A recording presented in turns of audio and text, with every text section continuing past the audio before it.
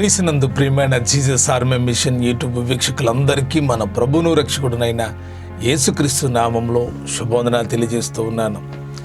దేవుడు మిమ్మల్ని ఆశీర్వదించి దీవించి తన కృపలో బలపరిచి నడిపించునుగాక. ఈ యొక్క బైబిల్ స్టడీ కార్యక్రమానికి మిమ్మల్ని అందరినీ కూడా ప్రేమతో ఆహ్వానిస్తూ ఉన్నాను. గడిచిన వారం అంతా మరలా నిన్నటి దినాన అద్భుతమైనటువంటి విశ్లేషణ వాక్య ధ్యానం మనం నేర్చుకున్నాం. ఈ దినాన్ని కూడా ప్రత్యేకమైనటువంటి ఈ బైబిల్ స్టడీలో అద్భుతమైనటువంటి విషయాలు మీరు నేర్చుకోబోతూ ఉన్నారు. ఈ దినాన్ని ఒక చిన్న వాక్య భాగంతో మన యొక్క బైబిల్ స్టడీని ప్రారంభిద్దాం. నిన్న జరిగినటువంటి బైబిల్ స్టడీలో నుండి ఒక చిన్న వాక్య భాగాన్ని మీకు గుర్తు చేసి తదుపరి అధ్యాయాలు ధ్యానం చేయడానికి వెళ్దాం. మత్తయి సువార్త 13వ అధ్యాయం 11వ వచనంలో ఈ విధంగా రాయబడి ఉంది: పరలోక రాజ్య మర్మములు ఎరుగుట మీకు అనుగ్రహింపబడి ఉన్నది, కానీ వారికి అనుగ్రహింపబడలేదు. పరలోక రాజ్య మర్మాలు ఎరుగుట మీకు అనుగ్రహించబడింది అని శిష్యులతో యేసుక్రీస్తు ప్రభువారు చెబుతా ఉన్నాడు. వారికి ఎందుకు అనుగ్రహించబడింది, వారికి ఎందుకు అనుగ్రహించబడలేదు అంటే, చాలామంది చూస్తున్నారు కానీ నిజంగా చూడట్లేదు, వింటున్నారు కానీ నిజంగా వింటలేదు. ఎవరైతే చూస్తారో, ఎవరైతే వింటారో వారికి పరలోక రాజ్య మర్మాలు అర్థమవుతాయి. వారు మాత్రమే గ్రహించగలుగుతారు. సత్యాన్ని గ్రహించడం చాలా ప్రాముఖ్యమైనటువంటి విషయం. అన్నిటినీ గ్రహిస్తున్నారు చాలామంది, సత్యాన్ని గ్రహించట్లేదు. దేవుని మాటలు ఎప్పటికీ నిరర్ధకం కావు. మీరు సత్యాన్ని గ్రహించగలిగితే, వాక్యములో ఉన్న అద్భుతమైన విషయాలు మీరు గ్రహించగలిగితే ఆ గ్రహింపు మీకు శక్తినిస్తుంది. ఆ డాక్టర్ ముందు చెప్తున్నాడు, మీరు ఒక్కసారి ఏం తిన్నప్పుడు గ్యాస్ ఫామ్ అవుతుంది, లేకపోతే ఏం తిన్నప్పుడు మీ షుగర్ పెరుగుతుంది, ఏం తిన్నప్పుడు మీ బీపీ పెరుగుతుంది, ఒక్కసారి మీరు పరిశీలన చేసుకోండి అంటే ఎవళ్ళు పరిశీలన చేయట్లా. ఇక్కడ కూడా యేసయ్య అదే చెప్తున్నాడు, మీరు వినటం కాదు, గ్రహించాలి. వాక్యం ఎందుకొరకు, నీ కొరకైన వాక్య భాగాలు ఉన్నాయి, ఇతరుల కొరకైన వాక్య భాగాలు ఉన్నాయి. నువ్వు నీ కొరకు ప్రార్థన చేయడమే కాదు, ఇతరుల కొరకు కూడా ప్రార్థించాలని వాక్యం చెప్తూ ఉంటుంది.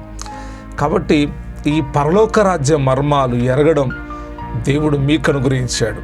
కాబట్టి మీరు ధన్యులు, మనము ధన్యులు, మనకు అనుగ్రహించబడింది. ఆ పరలోక రాజ్యానికి చేరేటువంటి ఆ కృప మనకు దొరికింది. కాబట్టి మన ధన్యులం. సమయాన్ని సద్వినియోగం చేసుకొని దేవుని ప్రత్యక్షతను అనుభవిద్దాం, దేవుని సన్నిధానాన్ని అనుభవిద్దాం, వాక్యములో ఉన్న శక్తిని అనుభవిస్తూ పరిశుద్ధాత్మ సహాయం ద్వారా ఈ పరలోక ప్రయాణంలో ముందుకు కొనసాగుదాం. ఆ కృపను దేవుడు మనందరికీ దయచేయునుగాక. ఆమేన్. మంచిది. ఉదయకాలాన మనము నిన్నటి దినాన 13వ అధ్యాయం 14వ అధ్యాయాలు 2 అధ్యాయాలని ధ్యానించాం. ఈరోజు 15వ అధ్యాయం 16వ అధ్యాయాన్ని మనం ధ్యానం చేయబోతూ ఉన్నాం. కాబట్టి ప్రార్థనాపూర్వకంగా సిద్ధపడి ఈ బైబిల్ స్టడీలో పాల్గొని దేవుని ఆశీర్వాదాలు పొందుకోండి. 15వ అధ్యాయాన్ని నేర్చుకుందాం. 15వ అధ్యాయంలో 39 వచనాలు ఉన్నాయి.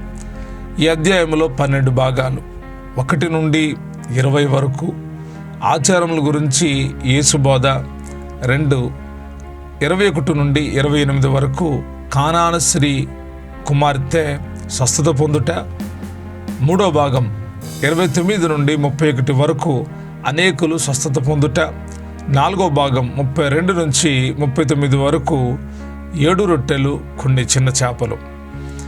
ఈ 15వ అధ్యాయంలో 39 వచనాలు, ఈ వచనాల్లో ఉన్న అర్థాలు చాలా ప్రాముఖ్యమైనవి. ఎవరో మిస్ చేసుకోకండి. మొదటి నుండి చివరి వరకు వీడియోని చూడండి. ఏ వీడియో అయినా మీరు మొదటి నుండి చివరి వరకు చూస్తే మీకు వాక్య భాగం అర్థమవుతుంది. నేను కొన్ని విషయాలు జస్ట్ అలా టచ్ చేసి వదిలేస్తున్నా, వాటిని వివరించట్లేదు. ఎందుకంటే వాటిని వివరిస్తే ఎక్కువ సమయం అవుతుందని. మన ఆధ్యాత్మిక జీవితానికి అన్నీ అవసరమే, అయితే మన గోల్ త్వరగా బైబిల్ పూర్తి చేయాలనేటువంటిది. కాబట్టి నేను ముందుకు వెళ్తా ఉన్నా, దయతో గమనించండి. ఈ యొక్క 15వ అధ్యాయంలో మొదటి వచనం నుండి చదువుతున్నాను, గమనించండి.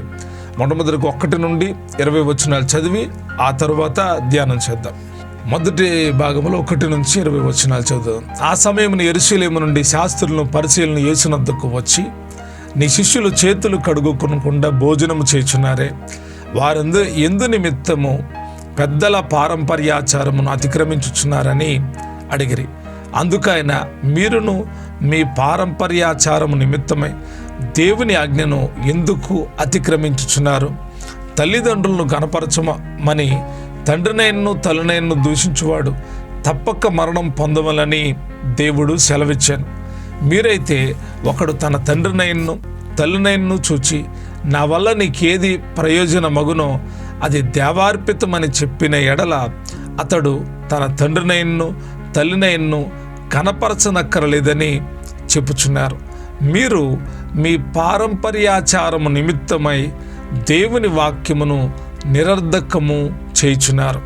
వేషధారులారా, ఈ ప్రజలు తమ పెదవులతో నన్ను కనపరచుదురు కానీ వారి హృదయము నాకు దూరముగా ఉన్నది. మనుషులు కల్పించిన పద్ధతులు దైవోపదేశములని బోధించుచు వారు నన్ను వ్యర్థముగా ఆరాధించుచున్నారని యెషయా మిమ్మల్ని గూర్చి ప్రవచించిన మాట సరియే అని వారితో చెప్పి జనసమూహములను పిలిపించి మీరు విని గ్రహించుడి. నోట పడునది మనుషుణ్ణి అపవిత్రపరచదు కానీ నోట నుండి వచ్చినది మనుషుణ్ణి అపవిత్రపరచునని వారితో చెప్పాను. అంతటా ఆయన శిష్యులు వచ్చి పరిసయ్యులు ఆ మాట విని అభ్యంతరపడిరని నీకు తెలియనా అని ఆయన అడుగగా, ఆయన పరలోకమందు నా తండ్రి నాటని ప్రతి మొక్కయు పెళ్ళగింపబడును. వారి జోలికి పోకుడి. వారు గుడ్డివారయుండి గుడ్డివారికి త్రోవ చూపువారు. గుడ్డివాడు గుడ్డివానికి త్రోవ చూపిన ఎడల వారిద్దరు గుంటలో పడుదురు గదా అనెను. అందుకు పేతురు, ఈ ఉపమాన భావము మాకు తెలుపుమని ఆయనను అడగగా, ఆయన మీరును ఇంతవరకు అవివేకులై ఉన్నారా? నోటిలోనికి పోవునదంతయు కడుపులో పడి బహిర్భూమిలో విడవబడును, కానీ నోటి నుండి బయటకు వచ్చినవి హృదయములో నుండి వచ్చును. ఇవే మనుషుల్ని అపవిత్రపరచునని మీరు గ్రహింపరా? దురాలోచనలు, నరహత్యలు, వ్యభిచారములు, వేశ్యాగమనములు, దొంగతనములు, అబద్ధ సాక్ష్యములు, దేవదోషణలు హృదయములో నుండి వచ్చును. ఇవే మనుషుల్ని అపవిత్రపరచును, కానీ చేతులు కడుగు కనుక భోజనము చేయుట మనుషుల్ని అపవిత్రపరచదని చెప్పాను. ఈ వాక్య భాగాలను మనం గమనించినప్పుడు అద్భుతమైనటువంటి సందేశం ఇక్కడ ఉంది. శాస్త్రులు పరిసయ్యులు యేసయ్య దగ్గరికి వచ్చి అడుగుతున్నారు. వీరు తరచు యేసయ్యను వెంబడిస్తా యేసయ్య మీద ఏదో ఒక నేరం మోపాలి, ఆయన ఎక్కడో గొట్ట తప్పు పట్టుకొని నిందించాలి, శిక్షించాలి, అవమానపరచాలి, హేళన చేయాలని ఎదురు చూస్తున్న వాళ్ళు శాస్త్రులు, పరిసయ్యులు, సద్దుకాయలు.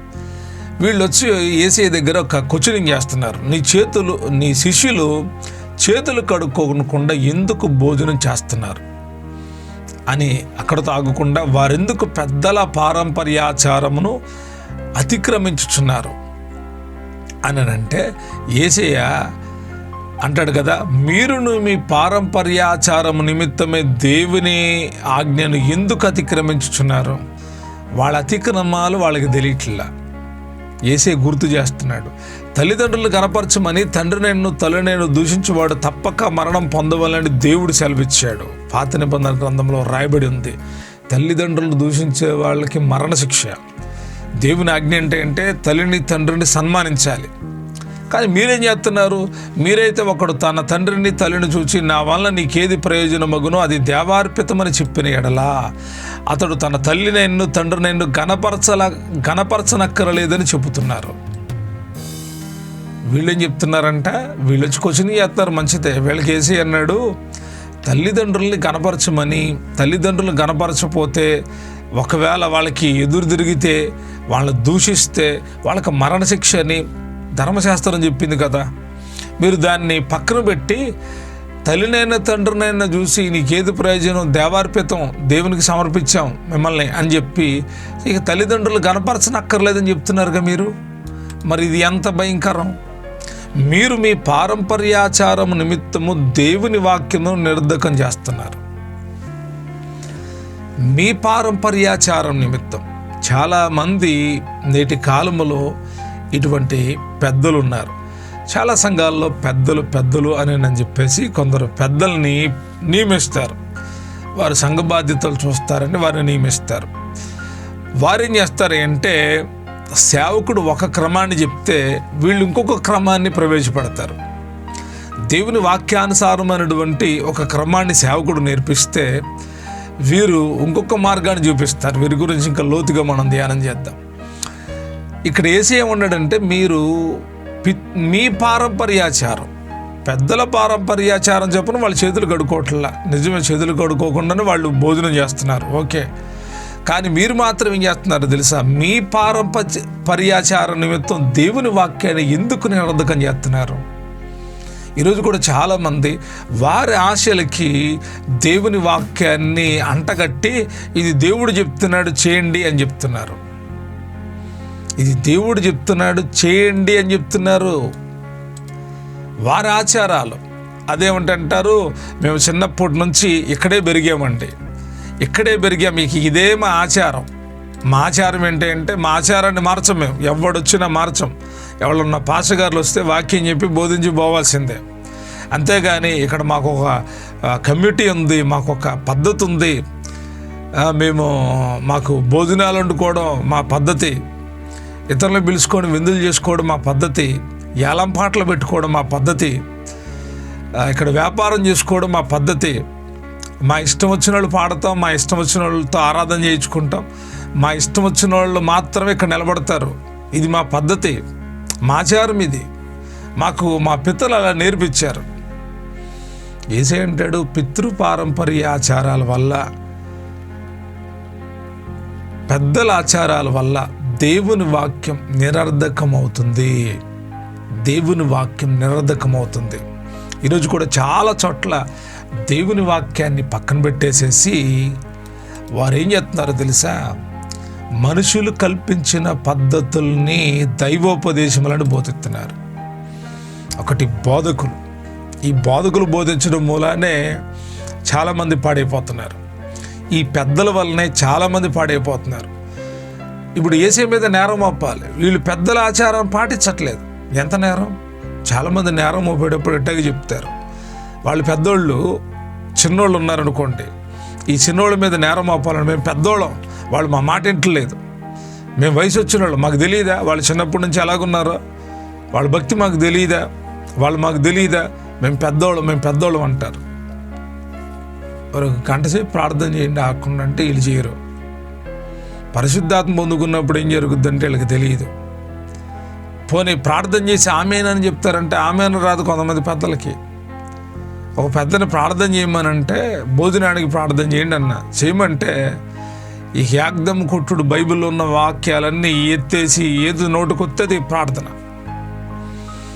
కొంతమంది ఉంటారు పెద్దలు, వాళ్ళ వల్లే సంఘాలు పాడైపోతున్నాయి. ఈ పెద్దలు ఎట్లాంటి వాళ్ళు అంటే ప్రజల్ని తావు తప్పిస్తారు. అదేమంటే మేము పెద్దవాళ్ళం, ఎవరికి పెద్దవాళ్ళు రా మీరు అని అనాలనిపిస్తుంది. నిజమే, వాళ్ళు ఎవరికి పెద్దోళ్ళు, వాళ్ళే పెద్దోళ్ళు. మేము వయసులో పెద్దోళ్ళం, లేకపోతే సంఘానికి కొంతమంది అంటారు మేము ఈ సంఘంలో ఫస్ట్ నుంచి ఉన్నవాళ్ళం అండి. వీళ్ళతో చాలా ప్రమాదం. ఎందుకంటే వీళ్ళు ఆ ఫస్ట్ పాదిరి గారు ఏం చేస్తాడో అవన్నీ వీళ్ళ మైండ్లో పెట్టుకొని తర్వాత పాదిరి గారు కూడా ఇదే చేయాలని కోరుకుంటారు. వీళ్ళు ఆచార భక్తులు అన్నమాట. వీళ్ళు ఆచారాలు పాటించేవాళ్ళు. వీళ్ళతో చాలా జాగ్రత్తగా ఉండాలి సొమ్మ. ఏమండి ఆయన వచ్చినప్పుడు ఆయనకి 100 రూపాయలు కానికిచ్చామండి, మీకెందుకు ఇవ్వాలి అని అంటారు కొంతమంది. ఇదేంటారంటే మా ఆచారం ఇంతేనంటే, ఎంత వచ్చినా ఇంతే చేస్తాం మేము. ఇంకా కొంతమంది పెద్దలు అంటారు మాకు లెక్కలు చెప్పాలండి, మా ఆచారం ఇది. వీళ్ళ ఆచారాలు తగలబడా గుర్తుపెట్టుకోండి, వీళ్ళు వాక్యం వినేవాళ్ళు కాదు. వీళ్ళు ఆచారాల మూలాన ఆత్మీయత పాడైపోయింది. దైవజనుడు సరిగ్గా బోధించాలి. మనుషుల పద్ధతులు దైవోపదేశములను బోధించకూడదు. చేతులు కడుక్కోవడం మనుషుల పద్ధతి, కానీ అది దైవోపదేశం. దేవుని వాక్యానుసారంగా చేతులు కడుక్కోవాలా, కడుక్కోకూడదా? శుభ్రతలో ఒక భాగం. కుదిరితే కడుక్కో, కుదరకపోతే కడుక్కో, అవసరం లేదు. నేను ఇంట్లోనే ఉన్న భోజనం తీసుకొచ్చి పెట్టారు, భోజనం చేస్తున్నా. నేను అప్పుడే బయటికి వెళ్ళొచ్చి కాళ్ళు చేతులు కడుక్కొని లోపలికి వచ్చా, భోజనం పెట్టారు, మళ్ళా నేను చేతులు కడుక్కొని భోజనం చేయాలా? నా పద్ధతి నాకు నచ్చిన పద్ధతిలో నేను తింటాను. తినేదాన్ని వాక్యానుసారంగా చెప్పి చేతులు కడుక్కోకుండా కాళ్ళు కడుక్కోకుండా ఉన్నారు అని కొన్ని పద్ధతుల్ని చెప్పి అవి దైవోపదేశాలు అని చెప్పకూడదంట. అవి దేవుడు చెప్పాడు, ఇలాగ కాళ్ళు కడుక్కోమన్నాడు, చేతులు కడుక్కోమన్నాడు, చేతులు కడుక్కొని తినమన్నాడు, కాళ్ళు కడుక్కొని తినమన్నాడు. ఈ పద్ధతులు దైవోపదేశాలని చెప్పకూడదంట. ఒకళ్ళ వాక్యంలో ఉంటే ఆ వాక్యాన్ని చూపించి ఇలాగ చేయాలని చెప్పండి.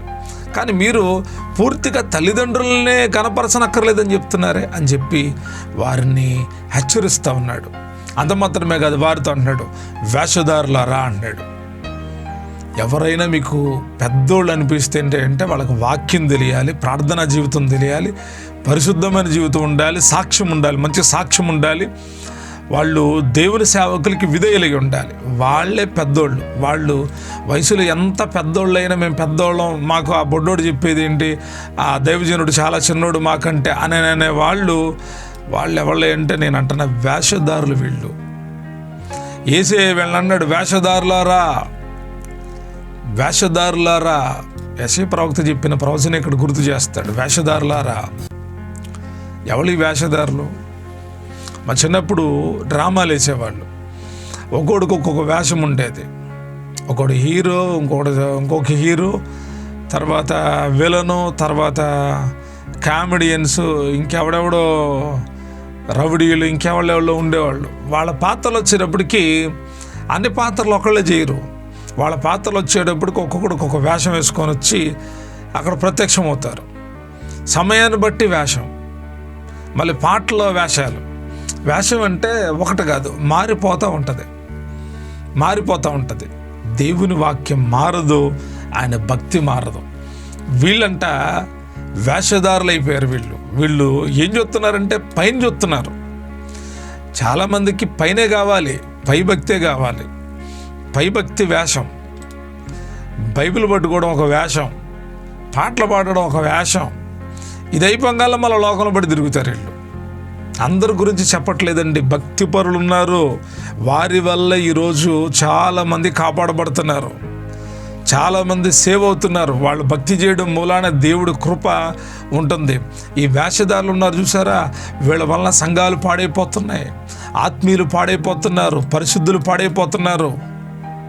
వీళ్ళు ఏం చేస్తున్నారు అంటే, ఈ ప్రజలు తమ పెదవులతో నన్ను కనపరచుదురు కానీ వారి హృదయం నాకు దూరముగా ఉన్నది. మనుషులు కల్పించిన పద్ధతులు దైవోపదేశములని బోధించుచు వారు నన్ను వ్యర్థముగా ఆరాధిస్తున్నారు అని యెషయా చెప్పిన మాట మీ గురించే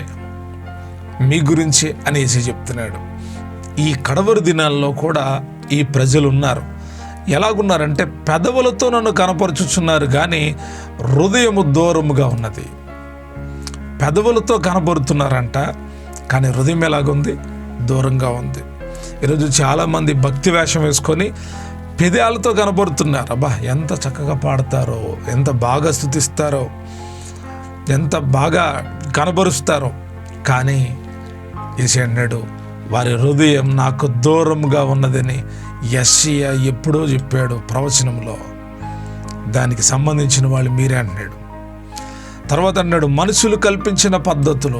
జాగ్రత్త సుమ, చాలామంది వాళ్ళ సొంత పద్ధతులు సంఘములు అప్లై చేస్తున్నారు. అది దేవుని సంఘం అయితే, దేవుడు నిలుచున్న స్థలం అయితే చాలా జాగ్రత్త వహించాలి. కొన్ని దేవుని సంఘాలు కాదు అవి, కొన్ని మనుషులు కల్పించిన సంఘాలు అవి. మనుషులు కల్పించిన పద్ధతులు అక్కడ ఉంటాయి. మా పద్ధతి ఇంతేనండి, మా పద్ధతి ఇదే. అరే ప్రార్థన చేయండి, వాక్యం చదవండి, ఆరాధించండి, మంచిదే. మరి ఈ పద్ధతులన్నీ ఎక్కడి నుండి వచ్చినాయంటే మా పితరుల నుండి వచ్చినాయండి. మా తాతలు ముత్తాతల కాడి నుంచి చేస్తూ వచ్చారు కాబట్టి మేము కూడా చేస్తామండి. చేయండి. మీరు జ్ఞానం లేని వాళ్ళు, మీరు ఇంకా మీ పితృపారంపర్య ఆచారాలు విడిచిపెట్టిన వాళ్ళు, అంటే మీకు అసలు సువార్తల్లో ఉన్న వాక్యమే తెలియదు. వాక్యం తెలిస్తే అరే మనం చేస్తున్న పని ఏంటి, ఇది దేవుడు జీవం గల దేవుడి సంఘం కదా, ఈ సంఘమును మనం ఎలా నడిపించాలి, ఎలా బోధించాలి, ప్రతి దానికి మనుషులు కల్పించిన పద్ధతులు దైవోపదేశములను బోధించుచు వారు నన్ను వ్యర్థముగా ఆరాధిస్తున్నారు. మనుషులు కల్పించిన పద్ధతులని ఉపయోగించి దేవుని సంఘాలు పాడైపోతున్నాయి. యెషయా ప్రవక్త ఈ ప్రవచనం చెప్పాడంట. ఆ ప్రవచనాన్ని ఒకసారి మీకు చదివి వినిపిస్తాను. యెషయా గ్రంథం 29వ అధ్యాయం 13వ వచనం. ప్రభు ఇలాగ సెలవిచ్చున్నాడు, ఈ ప్రజలు నోటి మాటతో నా యొద్దకు వచ్చుచున్నారు, పెదవులతో నన్ను గనపరుచుచున్నారు, కానీ తమ హృదయం నాకు దూరం చేసుకుని ఉన్నారు. వారు నా ఎడల చూపు భయభక్తులు మానవుల విధులను బట్టి వారు నేర్చుకొనినవి. గమనించారు ఈ వాక్య భాగాన్ని? గమనించండి వాక్య భాగాన్ని. ఎక్కడ నేర్చుకున్నారంటే వీళ్ళు చూపుతున్న భయభక్తులు మానవ విధులను బట్టి నేర్చుకున్నాయి. మానవులు కూడా భయభక్తులు నేర్పిస్తారు. భయభక్తులు మానవ విధులను బట్టి కూడా భయభక్తులు వస్తాయి. ఈ భయభక్తులు ఆ మనిషిని బట్టి ఆ పద్ధతిని బట్టి వచ్చినాయి, కానీ దేవుని వల్ల కలిగినవి కావు. ఎందుకంటే వారి హృదయాలు దూరంగా ఉన్నాయి. పెదాల పాటలు పాడే వాళ్ళందరూ హృదయాలు దేవుడికి దగ్గరగా ఉన్నాయి అనుకోకండి.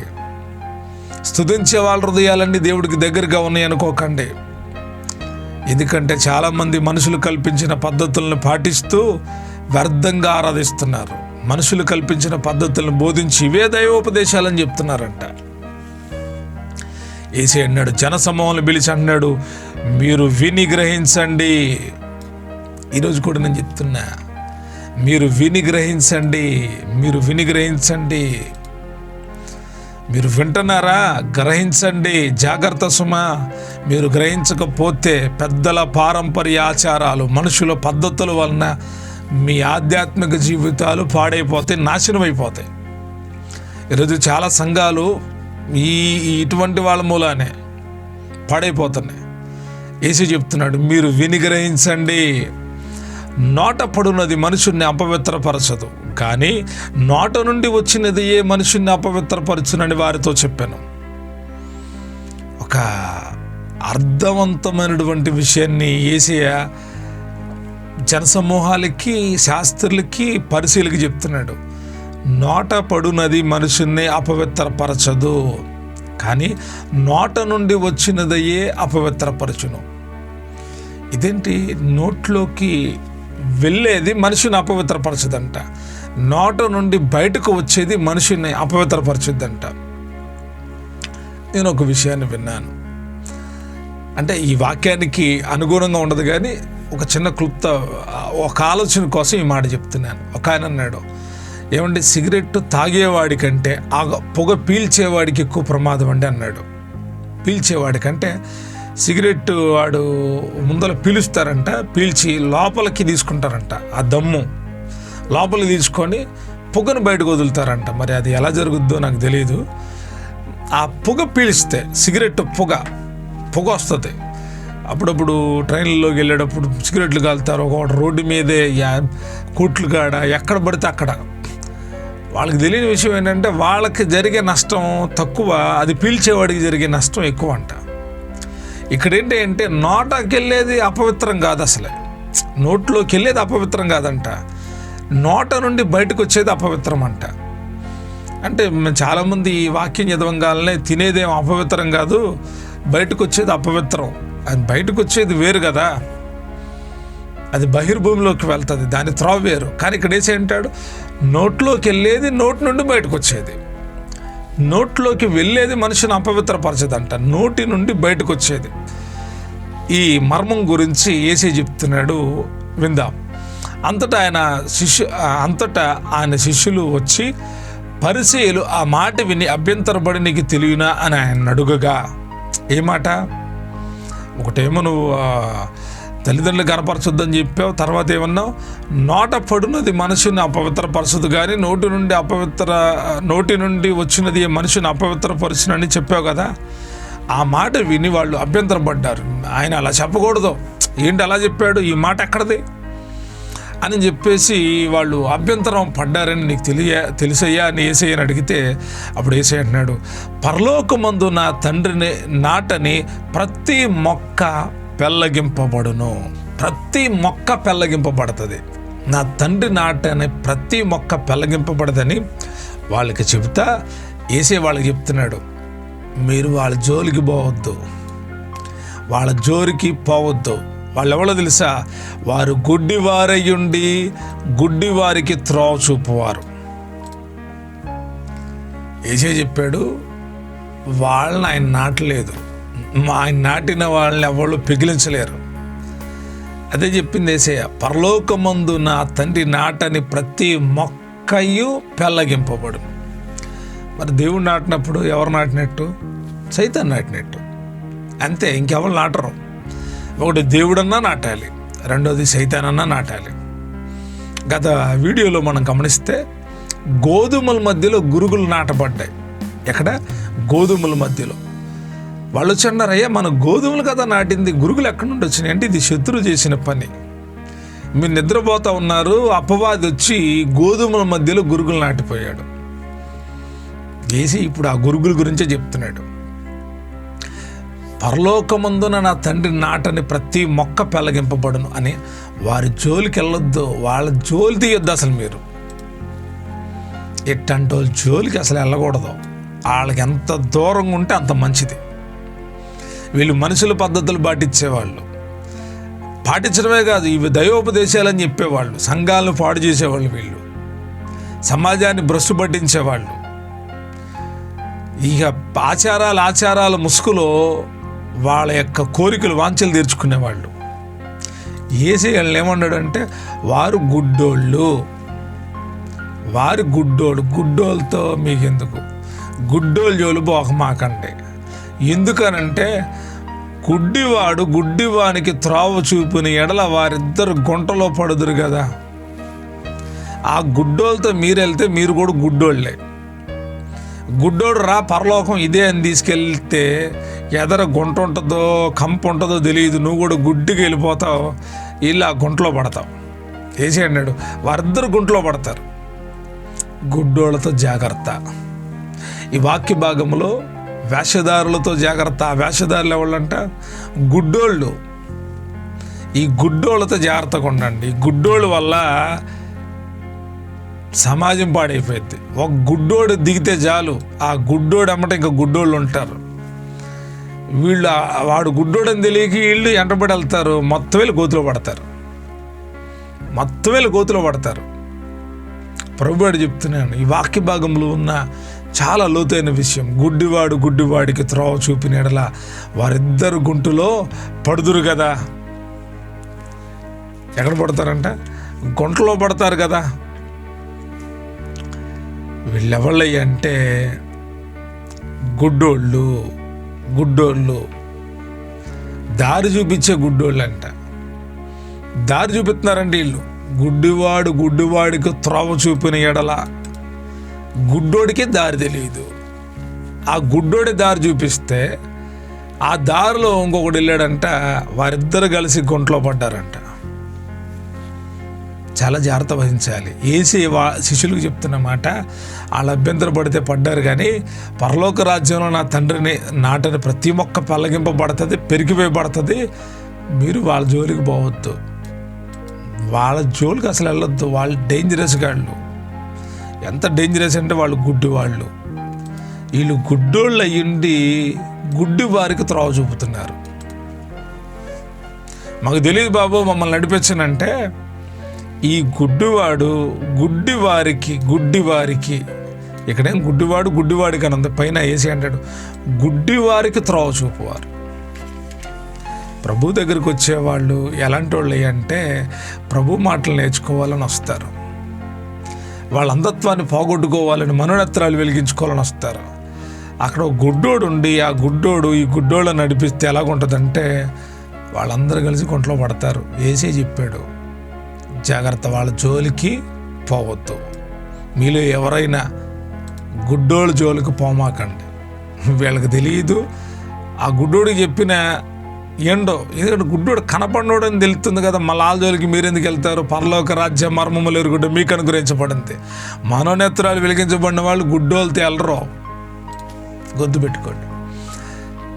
తర్వాత అప్పుడు పడుతురు కదా అంటే అందుకు పేతురు, ప్రభా ఈ ఉపమాన భావం మాకు తెలుపుమని ఆయన అడుగగా, ఏ ఉపమానం? నోట్లోకి వెళ్ళేది మనిషిని అపవిత్రపరచదు, కానీ నోటి నుండి బయటకు వచ్చేది మనిషిని అపవిత్రపరచుద్దని యేసే చెప్పిన మాట, పరిశీలు అభ్యంతరపడిన మాట శిష్యులకు అర్థం కాల. వాళ్ళు అన్నారు, ఈ ఉపమాన భావం మాకు తెలిపోయ్యా అని అంటే, అప్పుడు యేసే అంటాడు, ఆయన మీరును ఇంతవరకు అవివేకులై ఉన్నారా? ఇన్ని మాటలు చెప్తుంటే అవివేకులై ఉన్నారా? మీకు వివేకం లేదా? అర్థం కావట్లేదా? వివేకము అర్థం చేసుకునేటువంటి జ్ఞానం. పావురం వలె నిష్కపటులను, పాము వలె వివేకులనై ఉండండి అని వాక్యం చెప్తుంది. వివేకం కలిగి ఉన్న వాళ్లకు దేవుని మాటలు అర్థమవుతాయి. వివేకం కావాలి. ఎక్కడ ఎలా మాట్లాడాలో వివేకం కలిగి ఉండాలి. ఏ పని ఎలా చేయాలో వివేకం ఉండాలి. వివేకం లేకపోతే దేవుని వాక్యం అర్థం కాదు. ఎంతవరకు మీరు అవివేకులై ఉన్నారా, మీకు అర్థం చేసుకోలేకపోయారని చెప్పి వాళ్ళకి మరలా బోధిస్తూ ఉన్నాడు యేసయ్య. నోటిలో నుండి పోవునదంతయు కడుపులో పడి బహిర్భూమిలో విడవబడును. మన నోట్లోకి వెళ్ళేదంతా ఎక్కడికి వెళ్తుందంట? బహిర్భూమిలోకి విడవబడుతుంది వ్యర్థమంతా. అయితే నోటి నుండి బయటకు వచ్చునవి అని చెప్పి హృదయములో నుండి వచ్చును. నోటి నుండి బయటకు వచ్చినవి హృదయములో నుండి వచ్చును. ఇవే మనుషుల్ని అపవిత్రపరచునని మీరు గ్రహింపరా? వాళ్ళకే గ్రహింపు లేదంటే చదువుతున్న మనకు గ్రహింపు లేదా? గ్రహించుకోవాలి మనం. వాళ్ళు గ్రహించలేకపోయారంట, యేసే చెప్తే గ్రహించలేదంట. ఏవి నోటి నుండి వచ్చి మనిషిని అపవిత్రపరుస్తాయి? నోటి నుండి రావడం అంటే యేసే యొక్క ఉద్దేశం అంటే హృదయములో నుండి వచ్చాయి. హృదయములో నుండి వచ్చినవి మనుషుల్ని అపవిత్రం చేస్తాయి. అవేంటి అంటే దురాలోచనలు హృదయంలో నుండి వస్తున్నాయి అంట. నరహత్య కాదు, ఆలోచన కాదు, దురాలోచనలు ఒకటి కాదు, చాలా వస్తాయి. నరహత్యలు ఒకళ్ళని కాదు, వరుసపెట్టి మనం నోటి మాటలతో చాలామందిని చంపేస్తాం, నాశనం చేసి వదిలేస్తాం. తర్వాత వ్యభిచారములు, ఒక రకమైన వ్యభిచారం కాదు. వ్యభిచారం అంటే ఒక రకమే అనుకుంటున్నారు మీరు, చాలా రకాలైన వ్యభిచారాలు ఉన్నాయి. తర్వాత వేశ్యాగమనములు, ఇది ఒక పొడుపు వృత్తికి సంబంధించినటువంటి మాట. వేశ్యాగమనములు, వేశ్యవృత్తి చేయకూడదు. వేశ్యవృత్తి దేవుని బిడ్డలు చేయకూడదు. వ్యభిచారాలు చేయకూడదు. వ్యభిచారాలు, రకరకాల వ్యభిచారాలు, వాటి గురించి మనం తదుపరి అధ్యాయాలు ధ్యానం చేద్దాం. తరువాత దొంగతనములు, ఒక దొంగతనం కాదంట, రకరకాలైన దొంగతనాలు. తర్వాత అబద్ధ సాక్ష్యాలు, అయితే చాలా ఒక్కొక్కళ్ళలో అన్నీ అబద్ధ సాక్ష్యాలు, ఒకటి కాదు, ఒకళ్ళ మీద కాదు, దొరికిన వాళ్ళ మీద అబద్ధ సాక్ష్యాలు చెప్పడానికి కొంతమంది రెడీగా ఉంటారు. అబద్ధ సాక్ష్యాలు చెబుతారు కూడా, ఎందుకంటే వాళ్ళ సాక్ష్యం మంచిదని చెప్పుకోవడానికి ఎదురులను అబద్ధికులు చేస్తారు. తర్వాత దేవదోషంలో, దేవునికి సంబంధించిన బిడ్డలను దూషించడం, దేవుని సేవకులను దూషించడం, దేవుని పిల్లలు దూషించడం, తొలనాడడం, ఇవన్నీ హృదయంలో నుండి వచ్చును. ఇవే మనిషిని అపవిత్రపరుస్తాయి. కానీ చేతులు కడుగు కొనకుండా భోజనం చేయట మనిషిని అపవిత్రపరచదని చెప్పాను. ఈ వాక్య భాగంలో ఉన్న ఉద్దేశం ఏంటంటే హృదయము లోపల నుండి వచ్చేవి, అనగా మనిషిని హృదయములో నుండి వచ్చి నోట నుండి బయటకు వెళ్ళేవి మనిషిని అపవిత్రపరుస్తాయి. ఇవన్నీ మనలో ఉండకుండా చూసుకోవాలి. ఏంటి? దురాలోచనలు. ఎప్పుడూ ఒకరి యొక్క మేలు కోరండి, కీడు కోరమాకండి. ఒకళ్ళ నాశనాన్ని కోరమాకండి, ఒకళ్ళ మేలు కోరండి. వాళ్ళు మీ కీడు చేసిన మేలే కోరండి.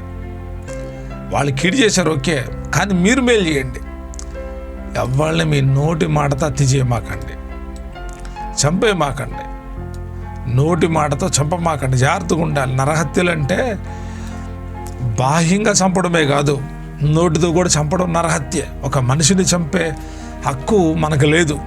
మనం ఎవరిని చంపకూడదు.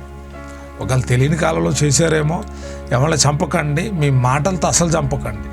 మన మాట నరహత్య చేసేదిగా ఉండకూడదు.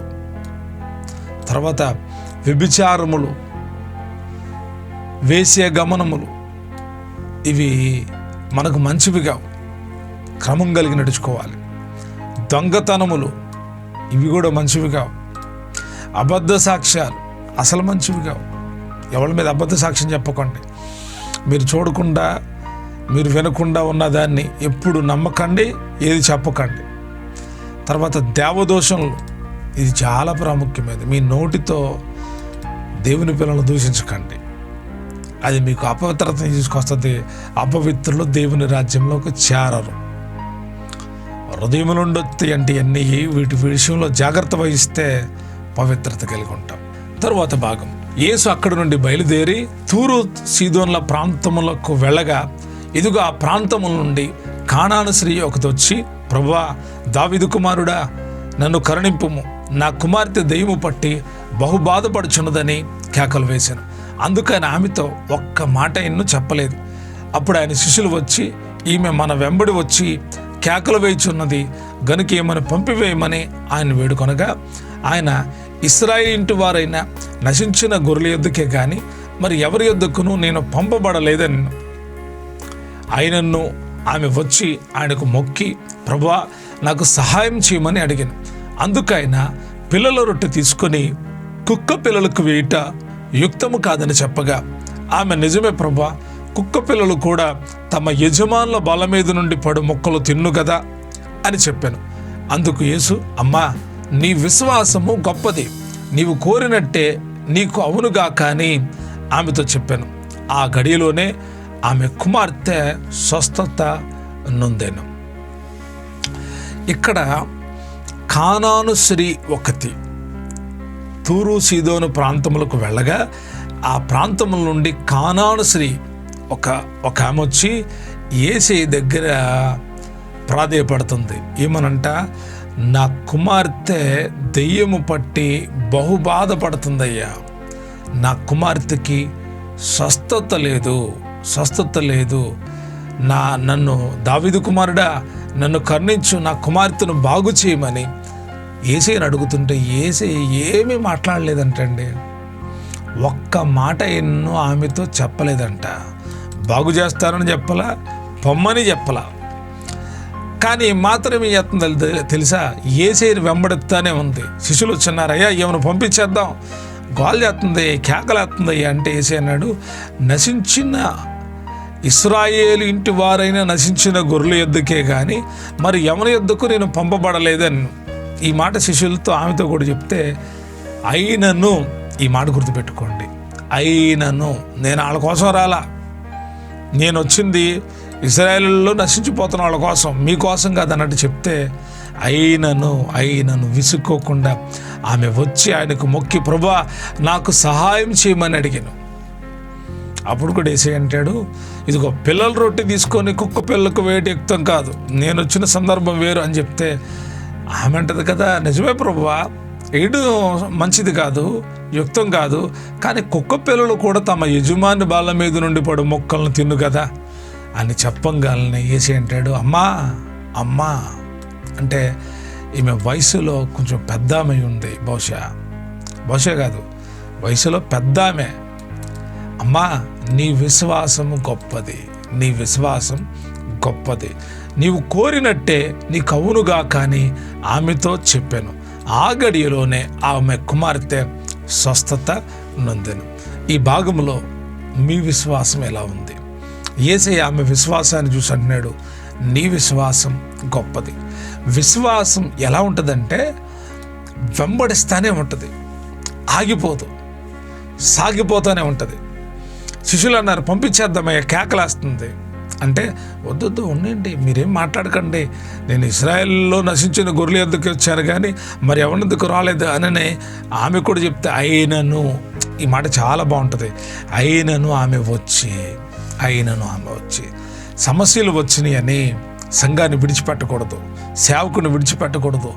విశ్వాసం కలిగి ముందుకు కొనసాగాలి. ఎందుకంటే సంఘమైన సేవకుడైన యేసు ప్రభు వారి సొంతం, యేసు ప్రభు వారి యొక్క సేవకులు, యేసు ప్రభు వారి యొక్క సంఘం. కాబట్టి వీరికి ముందు యేసయ్య ఉన్నాడు. మీరు ఎప్పుడు యేసయ్యని చూస్తూ ముందుకు వెళ్ళండి. సమస్యల నుంచి విడుదల పొందాలంటే యేసయ్య దగ్గరకు రండి. ఆమె గురించి యేసయ్య అన్నాడు, నీ విశ్వాసం గొప్పది, నీవు కోరినట్టే నీకు అవును కాక. విశ్వాసంతో మీరు కనుక ప్రార్థిస్తే దేవుడు జవాబిస్తాడు. విశ్వాసంతో మీరు అడిగితే దేవుడు కార్యం చేస్తాడు. ఆ గడియలోనే ఆమె కుమార్తె స్వస్థత పొందింది. ఇది 2వ భాగం. 3వ భాగం, యేసు అక్కడ నుండి గలిలయ సముద్ర తీరమునకు వచ్చి కొండెక్కి అక్కడ కూర్చుండగా బహుజన సమూహములు ఆయన యొద్దకు కుంటివారు, గుడ్డివారు, మూగవారు, అంగహీనులు మొదలైన అనేకులను తీసుకుని వచ్చి ఆయన పాదముల యొద్ద పడవేసిరి. ఆయన వారిని స్వస్థపరచెను. మూగవారు మాట్లాడుటయు, అంగహీనులు బాగుపడుటయు, కుంటివారును నడుచుటయు, గుడ్డివారు చూచుటయు జనసమూహము చూచి ఆశ్చర్యపడి ఇశ్రాయేలు దేవుణ్ణి మహిమపరిచిరి. ఈ భాగములో స్వస్థపరిచేటువంటి యేసయ్యగా కనపడుతున్నాడు. ఆయన గలిలయ సముద్ర తీరానికి వచ్చి కొండకి కూర్చుంటే అంట బహుజన సమూహములు, చాలామంది ప్రజలు ఆయన యొద్దకు కుంటివారిని, గుడ్డివారిని, మూగవారిని, అంగహీనులను ఆయన దగ్గర తీసుకొచ్చి అనేకులను తీసుకొచ్చి ఆయన పాదాల దగ్గర పడేస్తే ఆయన వారిని స్వస్థపరిచాను. మరలా చెప్తున్నాను కదా, వీడియోలో చెప్పాను స్వస్థత గురించి. యేసయ్య స్వస్థపరచగలడు. యేసయ్య స్వస్థత పరచగలిగిన శక్తి యేసయ్యకు ఉంది. ఆయన దగ్గరికి వచ్చిన వాళ్ళందరూ ఆయన స్వస్థపరిచాడు. జనసమూహమునది చూచి ఆశ్చర్యపడి ఇశ్రాయేలు దేవుణ్ణి మహిమపరిచారు. స్వస్థత ఎందుకు అంటే నీ లోపల విశ్వాసం కలగడానికి. స్వస్థత ఎందుకంటే పొందుకున్న నువ్వు దేవుని కనపరచాలి. చాలామంది బాగుపడి పాస్టర్ గారిని కనపడుతున్నారు. పాస్టర్ కాదు కనపరచాల్సింది, స్వస్థపరిచిన దేవుని కనపరచండి. అప్పుడు ప్రభు మీ పట్ల ఇంకో కార్యం చేస్తాడు. స్వస్థత ఇచ్చింది దేవుడు, మరి ఎవరి ద్వారా ఇచ్చాడు? దైవజనుడి ద్వారా ఇచ్చాడు. మంచిదే, దైవజనుడి ద్వారా స్వస్థత కార్యం జరిగింది. నీ మనోనేత్రాలు వెలిగించబడ్డాయి. నీకు అర్థం కావాలి ఇది ఎలా జరిగింది. దైవజనుడి ద్వారా దేవుడు చేశాడు. దేవుడు చేయకపోతే దైవజనుడు ఇటువంటి వాడండి. మేము ప్రార్థించినప్పుడు చాలా స్వస్థతలు జరుగుతాయి. అవన్నీ మేము చేసామని చెప్పాం, మా ద్వారా జరిగిందని చెప్పాం. కానీ దేవుడు చేశాడు. కానీ ప్రజలు ఏం చేస్తారంటే, ఇదిగో పలానా పాస్టర్ గారు ప్రార్థన చేశారండి, తగ్గిందని సాక్ష్యం ఇస్తారు. చాలా సంతోషం. చాలామంది మా సేవలో చాలామంది సహకరించే వాళ్ళు ఇలాగే, వాళ్ళు బాగుపడి ఇతరులకి తెలియజెప్తూ ఉంటారు. ఇదిగో మా పాస్టర్ గారు ప్రార్థన చేస్తారండి, ఆయన ప్రార్థించినప్పుడు దెయ్యాలు వెళ్ళిపోతున్నాయి, స్వస్థత కార్యాలు జరుగుతున్నాయి, అద్భుత కార్యాలు జరుగుతున్నాయి, మేము బాగుపడ్డాం, మీరు కూడా బాగుపడండి అని సాక్ష్యం ఇస్తూ ఉన్నారు. వాళ్ళు అలా సాక్ష్యం చెప్తున్నారంటే నా గురించి కాదు, దేవుని గురించి అని నేను నమ్ముతాను. వాళ్ళు అలా చెప్పిన నా గురించి చెప్పి నేను ఎప్పుడు అంటే, ప్రభా నువ్వు చేయందే నేనేం చేయలేనయ్యా, నీవు చేయనిదే నేనేం చేయలేను అని నేను ఎప్పుడు దేవుని కనపరుస్తా. సమస్త మహిమ దేవుని కలుగును గాక. ఇశ్రాయేలు దేవుని ఏం చేశారంటే వాళ్ళు మహిమపరిచారు. బాగుపడిన వాళ్ళు, స్వస్థత పడిన వాళ్ళు దేవుని మహిమపరచండి. 3వ భాగంలో ఆయన స్వస్థపరిచేటువంటి దేవుడై ఉన్నాడు. 4వ భాగం, అంతటా యేసు తన శిష్యులను పిలిచి, ఈ జనులు నేటికి 3 దినముల నుండి నా యొద్దనున్నారు. వారికి తిననేమీ లేదు కనుక వారి మీద కనికరపడుచున్నాను. వారు మార్గంలో మోర్చిపోదురేమో అని వారితో, ఉపవాసముతో పంపివేయటం నాకు మనసు లేదని వారితో చెప్పగా, ఆయన శిష్యులు ఎంత గొప్ప జనసమూహమును తృప్తిపరచుటకు కావలసిన రొట్టెలు అరణ్య ప్రదేశములో మనకు ఎక్కడ నుండి వచ్చినని ఆయన తండ్రి. యేసు, మీ యొద్ద ఎన్ని రొట్టెలు ఉన్నవని వారిని అడుగగా, వారు 7 రొట్టెలు కొన్ని చిన్న చేపలు ఉన్నవని చెప్పారు. అప్పుడు ఆయన నేల మీద కూర్చుండని జనసమూహమునకు ఆజ్ఞాపించి ఆ 7 రొట్టెలను ఆ చేపలను పట్టుకొని కృతజ్ఞతాస్తుతులు చెల్లించి వాటిని విరిచి తన శిష్యులకు ఇచ్చాను. శిష్యులు జనసమూహమునకు వడ్డించిరి. వారందరూ తిని తృప్తి పొందిన మీదట మిగిలిన ముక్కలు 7 గంపల నిండా ఎత్తిరి. స్త్రీలను పిల్లలను గాక తినిన వారు 4,000 మంది పురుషులు. తరువాత ఆయన జనసమూహములు పంపివేసి ధోని ఎక్కి మగదాను ప్రాంతములకు వచ్చెను. ఈ మత్తయి సువార్త 15వ అధ్యాయంలో 4వ భాగాన్ని మనం ధ్యానిస్తున్నాం. ఈ 4వ భాగంలో చాలామంది జనులు యేసు దగ్గరకు వచ్చారు. ఆయన అరణ్యంలో ఉన్నాడు. ఆయన దగ్గరకు వచ్చి ఆయన మాటలు వింట 3 దినాలు గడిపేశారంట. 3వ దినాన్ని అంటున్నాడు, వారు మీద నేను కనికరపడుతున్నాను, వారికి తినడానికి ఏమీ లేదు, వారి దగ్గర ఏమీ లేదు, వారి మీద కనికరపడుతున్నాను, వారి మార్గంలో మూర్చపోతారేమో, ఆయనకు అర్థమైంది సొమ్మసిల్లిపోతారేమో అని గ్రహించి వారిని ఉపవాసంతో పంపివేయట నాకు మనసు లేదని చెప్పగా, చాలామంది చెప్తారు యేసే రొట్టెలు ఇచ్చాడు, పెట్టాడండి, సోషల్ ప్రోగ్రాం చేశాడండి, ఆయన సహాయం చేశాడండి అని. సోషల్ ప్రోగ్రాం చేయడం తప్పు కాదు, కానీ ఆ సోషల్ ప్రోగ్రాంకి ఈ వాక్య భాగాన్ని ఉపయోగించడం తప్పు. ఆయన ఎవరికి రొట్టెలనిచ్చాడు? ఆయన యొద్దకు వచ్చి ఆయన మాటలు విన్న వారికి రొట్టెలనిచ్చాడు. ఎవరిని ఆయన ఎవరి మీద ఆయన కనికరం పడుతున్నాడు? ఉపవాసంతో వీరి మీద కనికరపడి వారిని అలా పంపివేయడం నాకు ఇష్టం లేదని చెప్పి వాళ్ళని తృప్తిపరచాలనుకున్నాడు ఆయన. అయితే శిష్యులు వచ్చి అన్నారు, ఎంతో గొప్ప జనసమూహాన్ని తృప్తిపరచుటకు కావలసిన రొట్టెలు. మనుషులు తృప్తిపరచడం మామూలు విషయం కాదు. మనుషులకి తృప్తి కలగదు. కొంతమందికి ఎంత తిన్నా తృప్తి కలగదు. శిష్యులు ఆలోచించి అన్నారు, నిజమేనయ్యే, సరే ఉన్నారు, ఉపవాసంతో ఉన్నారు, ఇప్పుడు వీళ్ళ తృప్తిపరచడం ఎలాగా? ఉపవాసం ఉన్నారు కదా, తృప్తిపరచడానికి కావలసిన రొట్టెలు మన దగ్గర లేవు అనంటే ఏసైనాడు, మీ యొద్ద ఎన్ని రొట్టెలు ఉన్నాయంటే వాళ్ళు అన్నారు 7 రొట్టెలు చిన్న చేపలు. అంతకు మునుపు మనం 5 రొట్టెలు 2 చిన్న చేపల గురించి చదివాం గత వీడియోలో. కానీ ఇక్కడ 7 రొట్టెలు 2 చిన్న చేపలు ఉన్నాయి అనగానే అప్పుడు ఆయన అన్నాడు, నేల మీద కూర్చోండి. జనసమూహాలకు చెప్తే వాళ్ళు పంక్తులు తీరు కూర్చున్నారు, వరుస కూర్చున్నారు. అప్పుడు యేసే చేసిన పని, ఆ 7 రొట్టెలు ఆ చేపలను పట్టుకొని కృతజ్ఞతాస్తుతులు చెల్లించి విరిచి తన శిష్యులకు ఇచ్చాను. వడ్డించడానికి ఎవరికి ఆ బాధ్యత దేవుడు అప్పగించాడంటే, అక్కడికి వచ్చిన వాళ్ళందరినీ పిలిచి ఇదిగో మీరు ఇచ్చేయండి అని చెప్పలా, చెల్లించి వాటిని విరిచి తన శిష్యులకు ఇచ్చాను. శిష్యులు జనసమూహమునకు వడ్డించారు.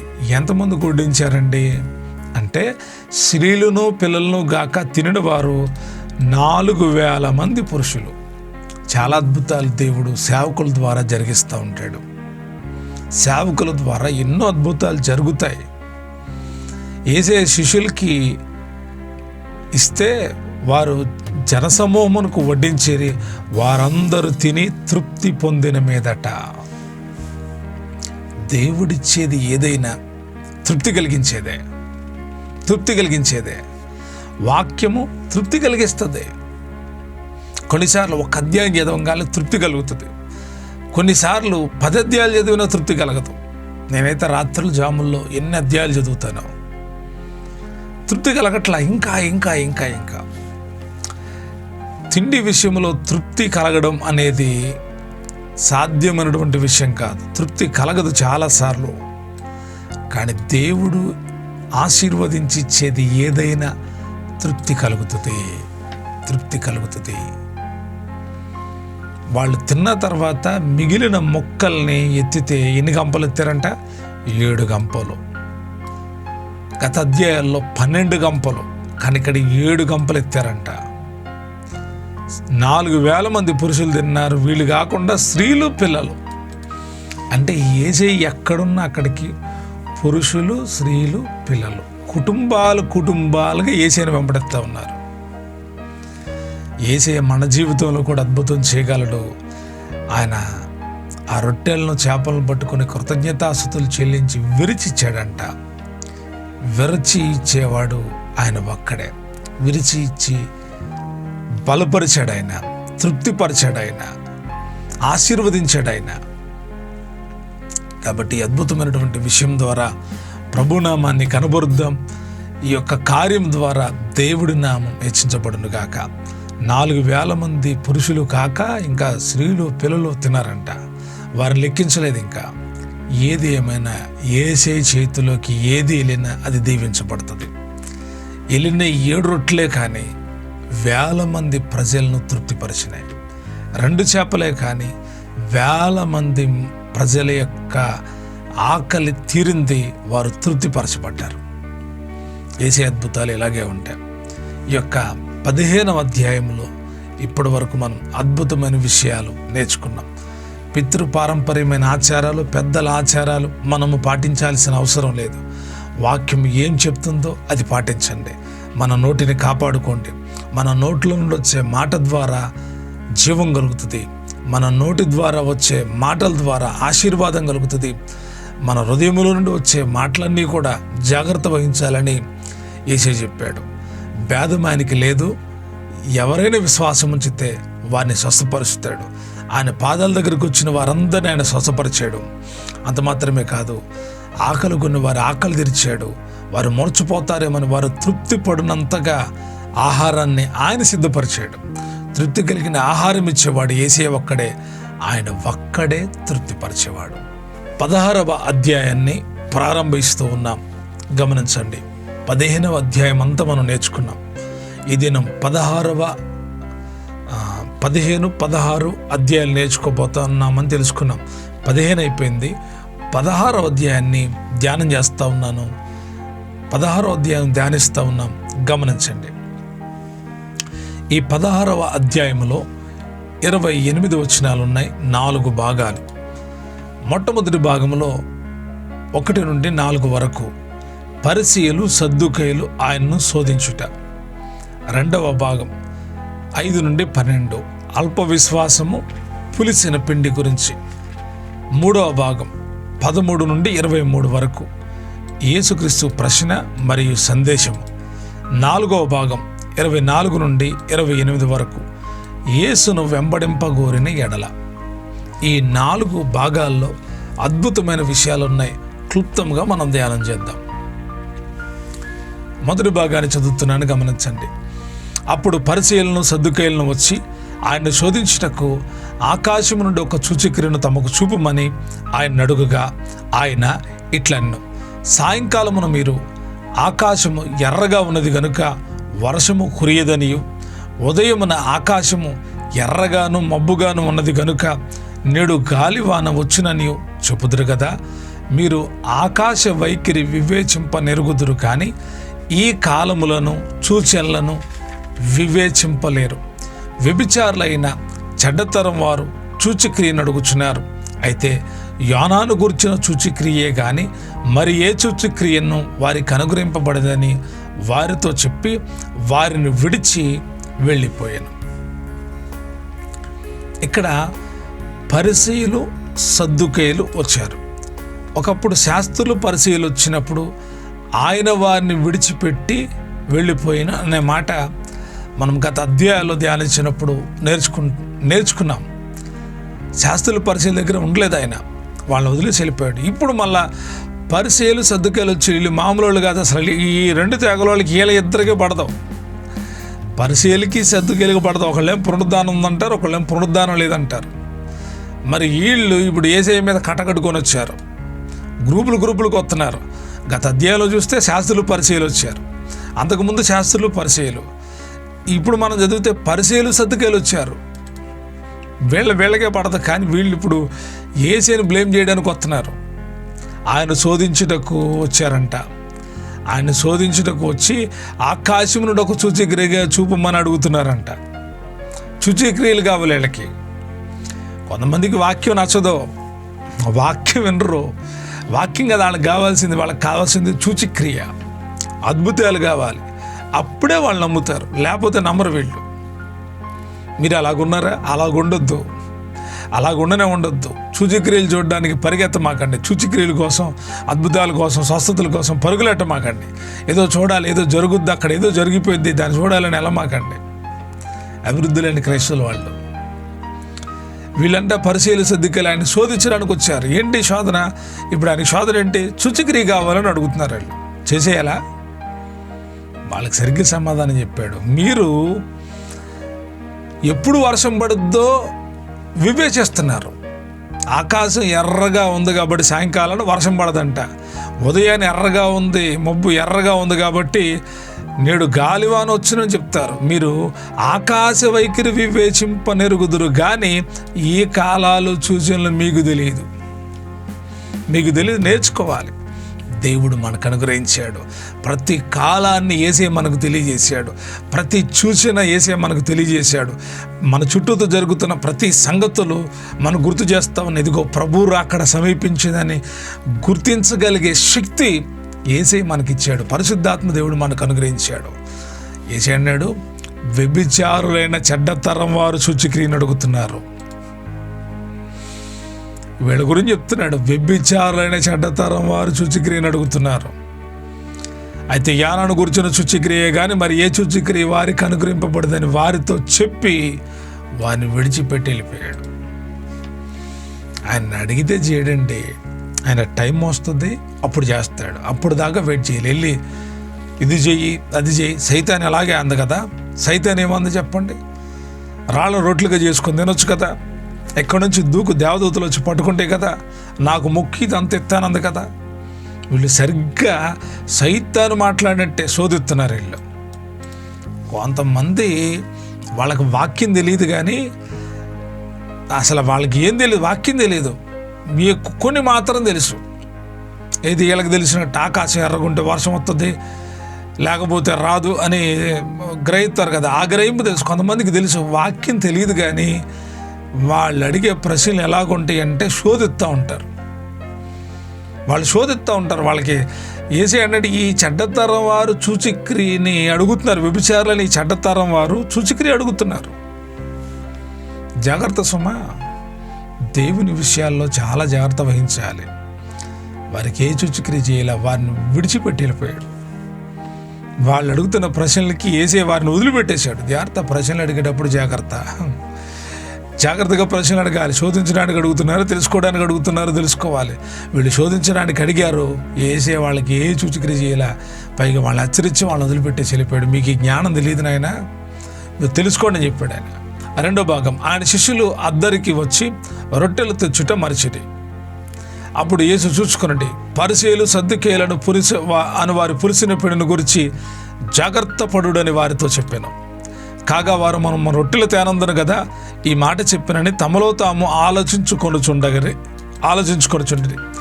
యేసు అది ఎరిగి, అల్ప విశ్వాసులారా, మన యొద్ద రొట్టెలు లేవని మీలో మీరెందుకు ఆలోచించుకొనుచున్నారు?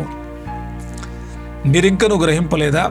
5 రొట్టెలు 5,000 మందికి పంచిపెట్టినప్పుడు ఎన్ని గంపలు ఎత్తితురో అదయ్యేనను. 7 రొట్టెలు 4,000 మందికి పంచిపెట్టినప్పుడు ఎన్ని గంపెళ్ళు ఎత్తిరో అదేను మీకు జ్ఞాపకము లేదా? నేను రొట్టెల గురించి మీతో చెప్పలేదని మీరెందుకు గ్రహింపరు? పరిసయ్యులు సద్దూకయ్యులైన వారి పులిసిన పిండిని గురించి జాగ్రత్త పడుడని వారికి చెప్పాను. అప్పుడు రొట్టెల పులిసిన పిండిని గురించి కాదు కానీ పరిసయ్యులు సద్దూకయ్యులను బాధన వారి గురించి జాగ్రత్త పడవలని ఆయన తమతో చెప్పినని వారు గ్రహించిరి.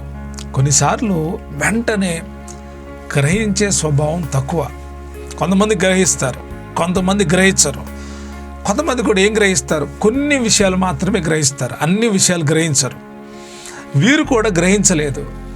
వాళ్ళు శిష్యులంట అద్దరికి వచ్చేసారు.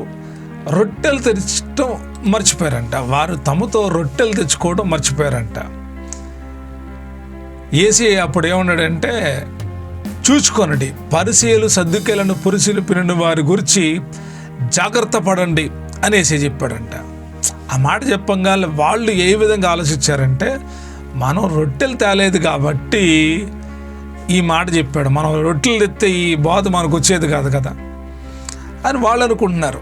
అప్పుడు యేసయ్య అది ఎరిగి, వాళ్ళ ఆలోచనలు ఎరిగి, అల్ప విశ్వాసులారా, ఈ మాట యేసే శిష్యులతో చాలా సందర్భాల్లో మాట్లాడాడు. గడిచిన అధ్యాయాలు ధ్యానించినప్పుడు కూడా అల్ప విశ్వాసులారా, తుఫాను టైంలో అల్ప విశ్వాసులారా అన్నాడు. అల్ప విశ్వాసి నీళ్ళ మీద నడిచినప్పుడు అల్ప విశ్వాసి అని పేతురు అన్నాడు. ఇంకా కొన్ని సందర్భాల్లో అల్ప విశ్వాసులారా అని యేసయ్య సంబోధించాడు. ఎవరిని? శిష్యుల్ని. ఎందుకంటే అల్ప విశ్వాసం మనలో ఉంటే మన ఆలోచన ధోరణులు మారుతాయి. అల్ప విశ్వాసులారా, మన యొద్ద రొట్టెలు లేవని మీరు ఎందుకు ఆలోచిస్తున్నారు? అసలు నేను చెప్పిన మాట మీకు ఎందుకు అర్థం కాల? మన యొద్ద రొట్టెలు లేవని మీరు ఎందుకు ఆలోచిస్తున్నారు? రొట్టెలు తేవడం మర్చిపోయి వచ్చాం, మన దగ్గర లేవని ఎందుకు మీరు ఆలోచిస్తున్నారు? మీ గుర్తు లేదా? మీ జ్ఞాపకం లేదా? 5 రొట్టెలు 5,000 మందికి పంచిపెట్టినప్పుడు మీరే కదా ఎన్ని కంపలు ఎత్తారో? 7 రొట్టెలు 4,000 మందికి పంచిపెట్టినప్పుడు ఎన్ని కంపలు ఎత్తారో మీకు జ్ఞాపకం లేదా? విశ్వాసం తగ్గిపోతే జ్ఞాపక శక్తి తగ్గిపోయింది, గుర్తుండదు. ఇది నిజం, ఇది నిజం. ఒక ఆమె ఫోన్ చేసి బాధపడుతుంది, అయ్యా మర్చిపోయానయ్యా, క్షమించయ్యా అంటుంది. ఏంటమ్మా అన్న, నువ్వు మా కోసం చేసిన ప్రార్థన, మా కుటుంబం కోసం చేసిన ప్రార్థన మమ్మల్ని బ్రతికించింది. ఆ దినాల్లో నువ్వు మా కొరకు ప్రయాడిన ప్రయాస, ఉపవాస ప్రార్థన మమ్మల్ని రక్షించింది, మా కుటుంబాన్ని రక్షించింది. ఈరోజు నిన్ను మర్చిపోయామయ్యా, క్షమించు, ఒక్కసారి వచ్చి ప్రార్థన చేసి వెళ్తావా అని అడుగుతుంది. ఆమెకి ఇప్పుడు 3 సంవత్సరాల తర్వాత జ్ఞాపకం వచ్చింది. ఇప్పుడు ఆమెకు మళ్ళా విశ్వాసం వస్తూ ఉంది. నేను ఎందుకు ఈ సన్నివేశాన్ని చెప్పానంటే, 3 సంవత్సరాల సంగతి తర్వాత యేసయ్యతోనే ఉన్నారు కదా, ఇంకా 3.5 సంవత్సరాలు కూడా అవ్వలేదు. వీళ్ళు మర్చిపోయారంట. యేసయ్య యొక్క మనసు అర్థం కావట్లా. నేడు కూడా చాలామందికి అర్థం కావట్లా. వాళ్ళకి గుర్తు చేస్తున్నాడు, మీరింకనూ గ్రహింపలేదా? మీకు జ్ఞాపకం లేదా?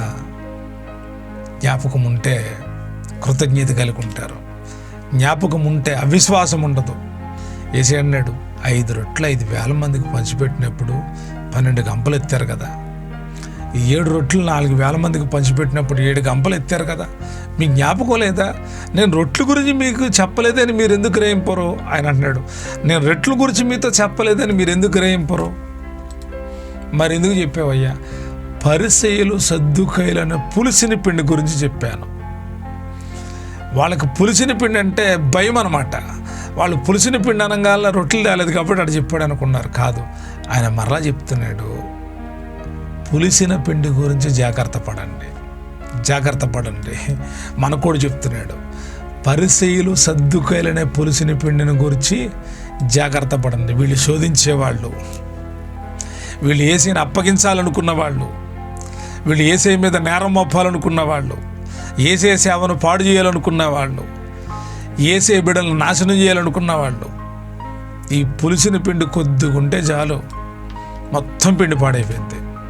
ఈ పులిసిన పిండి గల్లవాడు ఒక్కడుంటే చాలు, వాడి మూలాన్ని మిగతా వాళ్ళందరూ పాడైపోతారు, వాడిని వెంబడించే వాళ్ళందరూ పాడైపోతారు. మరలా అంటాడు, రొట్టెల పులిసిన పిండిని గురించి కాదు మళ్ళా అనుకున్నారేమో, పరిసయ్యుల సద్దుకయ్యులను వారి బాధ గురించి మీరేం చేయాలి? జాగ్రత్త పడాలి అంటున్నాడు. జాగ్రత్త పడండి, పిండిని గురించి జాగ్రత్త పడండి. 6వ వచనం, పులిసిన పిండిని గురించి జాగ్రత్త పడండి, పరిసయ్యుల సద్దుకయ్యుల బాధను గురించి జాగ్రత్త పడండి. ఈ 2వ భాగంలో 3 జాగ్రత్తలు. మొట్టమొదట పరిసయ్యులు సద్దుకయ్యులను వారి పులిసిన పిండిని గురించి జాగ్రత్త పడండి. 2వది పరిసయ్యులు సద్దుకయ్యులను పులిసిన పిండిని గురించియే జాగ్రత్త పడండి. 3వది పరిసయ్యులు సద్దుకయ్యులు అను వారి బాధను గూర్చియే జాగ్రత్త పడండి. ఫస్ట్ చదివినప్పుడు పులిసిన పిండిని గురించి జాగ్రత్త పడండి అన్నాడు, కానీ 2వసారి అంటాడు పరిసయ్యులు సద్దుకయ్యులను పులిసిన పిండిని గూర్చి ఈ మాట ఇక్కడ బోధను గూర్చి స్పెషల్గా చెప్తున్నాడు, జాగ్రత్త పడాలి. నేడు కూడా మన ఆధ్యాత్మిక జీవితాలను పాడు చేసేవి ఇవే. పరిసయ్యుల సద్దుకయ్యుల బోధ గురించి జాగ్రత్త పడాలి. ఆ బోధ వల్ల నాశనం వస్తుంది. యేసయ్య శిష్యులకు చెప్తున్నాడు, జాగ్రత్తగా ఉండండి. పరిసయ్యులు సద్దుకయ్యులనే పులిసిన పిండి గురించి జాగ్రత్త పడండి. శాస్త్రులు పరిసయ్యుల గురించి జాగ్రత్త పడండి. వారి జోలికి పోవద్దు, మీరు వీళ్ళ జోలికి వెళ్ళొద్దు. జాగ్రత్త. ఇటువంటి స్వభావం కలిగిన వాళ్ళతో చాలా జాగ్రత్త వహించాలి. మూడో భాగం, యేసు ఫిలిప్పుదైన కైసరియా ప్రాంతములకు వచ్చి మనిషి కుమారుడెవడని జనులు చెప్పుకొనుచున్నారని తన శిష్యులను అడుగగా, వారు కొందరు బాప్టిజమిచ్చు యోహానునియు, కొందరు ఏలియా అనియు, కొందరు యిర్మీయా అనియు, లేక ప్రవక్తల్లో ఒకడనియు చెప్పుకొనుచున్నారనిరి. అందుకైనా, మీరైతే నన్ను ఎవడని చెప్పుకొనుచున్నారని వారిని అడిగాను. అందుకు సీమోను పేతురు, నీవు సజీవుడగు దేవుని కుమారుడువైన క్రీస్తువని చెప్పాను. అందుకు యేసు, సీమోన్ బరయోనా, నీవు ధన్యుడవు. పరలోకమందున నా తండ్రి ఈ సంగతి నీకు బయలుపరచనే కానీ నరులు నీకు బయలుపరచలేదు. మరియు నీవు పేతురవు, ఈ బండ మీద నా సంఘమును కట్టుదును. పాతాళలోక ద్వారములు దాని ఎదుట నిలువనేరవని నేను నీతో చెప్పుచున్నాను. పరలోక రాజ్యం యొక్క తాళపు చెవులు నీకిచ్చెదను. నీవు భూలోకమందు దేనిని బంధించుదువో అది పరలోకమందును బంధింపబడును. భూలోకమందు దేనిని విప్పుదువో అది పరలోకమందును విప్పుబడునని అతనితో చెప్పాను. అటు పిమ్మట తాను క్రీస్తునని ఎవరితో చెప్పవద్దని ఆయన శిష్యులకు ఖండితముగా ఆజ్ఞాపించెను. అప్పటి నుండి తాను యెరూషలేమునకు వెళ్ళి పెద్దల చేతను, ప్రధాన యాజకుల చేతను, శాస్త్రుల చేతను అనేక హింసలు పొంది చంపబడి 3వ దినమున లేచుట అగత్యమని యేసు తన శిష్యులకు తెలియజేయ మొదలుపెట్టగా, పేతురు ఆయన చేయి పట్టుకొని, ప్రభువా, అది నీకు దూరమగునుగాక, అది నీకెన్నడూను కలుగుదని ఆయనను గద్దింపసాగాను. అయితే ఆయన పేతురు వైపు తిరిగి, సాతానా, నా వెనుకకు పొమ్ము, నీవు నాకు అభ్యంతర కారణమై ఉన్నావు. నీవు మనుషుల సంగతుల్నే తలంచుచున్నావు గాని దేవుని సంగతులను తలంపకి ఉన్నావని పేతురుతో చెప్పాను. ఈ యొక్క భాగములో చాలా విశేషమైనటువంటి విషయం. యేసే శిష్యులను అడుగుతున్నాడు, అసలు జనులు నా గురించి ఏం చెప్పుకుంటున్నారు అని అడిగితే, ఈ శిష్యులు గ్యాదర్ చేసిన విషయం చెప్తున్నారు. అయ్యా, కొందరు బాప్టిజం ఇచ్చి యోహాను అంటున్నారు, కొందరేమో ఏలియా అంటున్నారు, కొందరేమో యిర్మీయా అంటున్నారు, ప్రవక్తల్లో ఒకడని అంటున్నారు అని చెప్తే, మీరేమనుకుంటున్నారు? సరే, వాళ్ళు అనుకుంటున్నారులే, వాళ్ళల్లో ఎవళ్ళు దేవుని కుమారుడని, క్రీస్తని, రాబోయే మెస్సీ అని ఎవళ్ళు అనుకోవట్లేదని అర్థమైపోయింది. అందుకని మీరైతే నేను ఎవరినని చెబుతున్నారు? ఎలా చెప్తున్నారు? మీరు నా గురించి చెప్పేటప్పుడు మీరు ఏమని చెప్తున్నారు? ఈ ప్రశ్న భలే విచిత్రంగా ఉంటుంది. ఏమని చెప్తున్నారు మీరు అంటే, వెంటనే సీమోను పేతురు అంటాడు, నీవు సజీవుడవగు దేవుని కుమారుడైన క్రీస్తు అని చెప్పాను. నీవు సజీవుడవగు దేవుని కుమారుడైన క్రీస్తు అని చెప్తే యేసు అంటాడు, బర్యోనా, సీమోన్ బర్యోనా, నీవు ధన్యుడవు. పరలోకమందున నా తండ్రి నీకు బయలుపరిచినే కానీ నరులు నీకు బయలుపరచలేదు. దేవుని ప్రత్యక్షతలు మనకు అర్థం కావాలి. జ్ఞానం భూలోకం నుండి కాదు, బైబిల్లో నుండి కాదు జ్ఞానం రావాల్సిందే. పరలోక జ్ఞానం నీలోనికి వస్తే దైవ గ్రంథంలో ఉన్న జ్ఞానం నీకు అర్థమవుతుంది, నీ జ్ఞానం పెంపొందించబడుతుంది. మొట్టమొదటి ఎక్కడి నుంచి రావాలి? పరలోకం నుండి రావాలి. పేతురు కంట, నా తండ్రి నీకు, పరలోకమందున నా తండ్రి నీకు బయలుపరిచాడు, కానీ నరులు నీకు బయలుపరచలేదు. మనుషులు చెప్పే సంగతులు వేరుగుంటాయి, దేవుడు చెప్పే సంగతులు వేరుగా ఉంటాయి. మరలా పేతురుతో అంటాడు, నీవు పేతురవు, ఈ బండ మీద నా సంఘమును కట్టుదును. పాతాళలోక ద్వారములు దాని ఎదుట నిలువనేరవని చెప్పుచున్నాను. ఇదిగో పరలోకపు రాజ్యపు యొక్క తాళపు చెవులు ఎక్కిచ్చేదను. నీవు భూలోకమందు దేన్ని బంధించుదువో అది పరలోకమందును బంధింపబడును. భూలోకమందు దేన్ని విప్పుదువో పరలోకమందును విప్పబడునని అతనితో చెప్పాను. అందరితో కాదు, పేతురుకే ఎస్పెషల్లీ ఆయన చెప్తున్న ఉపదేశం. ఇక్కడ వరకు పేతురు గారితో మంచి వాగ్దానం, బలపరిచే మాట చెప్పాడు. అటుపిమ్మట తాను క్రీస్తునని ఎవ్వరితో చెప్పవద్దని తన శిష్యులతో ఖండితంగా ఆజ్ఞాపించాను. ఎందుకు అంటే, ఇంకా మనిషి కుమారుడు ప్రకటించబడాల్సిన, క్రీస్తుగా ప్రకటించబడాల్సినటువంటి సమయం రాలేదు, వస్తుంది.